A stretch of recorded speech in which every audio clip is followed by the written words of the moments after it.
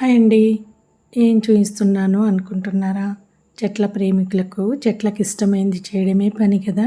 అదేనండి వేస్టేబుల్ లిక్విడ్. మనం ఇంట్లో కడిగిన బియ్యం నీళ్ళు, పప్పు నీళ్ళు, మిగిలిపోయినవి, కూరగాయవి అలా వాటి కోసం ఒక డస్ట్బిన్ పెట్టాను. స్మెల్ అనేది బయటికి రాకుండా ఉండటం కోసం. అందులో ఒక బెల్లం ముక్క కూడా వేసుకోవాలి. అలా అన్నీ వేసుకొని 4 రోజులకు కానీ 5 రోజులకు కానీ అలా అన్నీ కలిపి వడపోసుకోవాలి. నీళ్ళు మొత్తం ఒక దాంట్లోకి పోసుకోవాలి.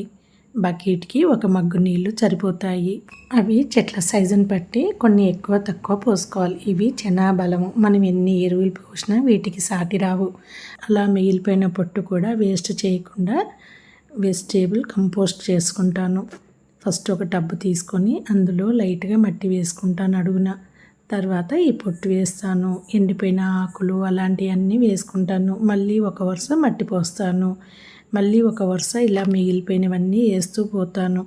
ఇలా 2 టబ్బులు పెట్టుకుంటాను. ఈ టబ్బు చూడండి ఆల్రెడీ 3 నెలలు వస్తుంది. మొత్తం మట్టి అయిపోయింది. చెట్లకి ఇది మంచి ఎరువుగా పనికొస్తుంది.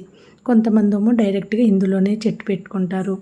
మాకు చెట్లకు సరిపోనుంది కాబట్టి దీంట్లో బలమైన ఆహారం ఉంటుంది చెట్లకి. కాబట్టి చెట్లను బట్టి మనం ఎంత మట్టి కావాలి అంటే అంత మట్టి పోసుకోవాలి. మన చెట్లకి మనమే ఆర్గానిక్గా తయారు చేసుకునే ఎరువు అన్నమాట.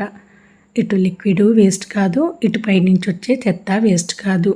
మా ఇంట్లో నుంచి ఒక కవర్లు తప్పించి ఏది వేస్ట్గా బయటికి వెళ్ళదు.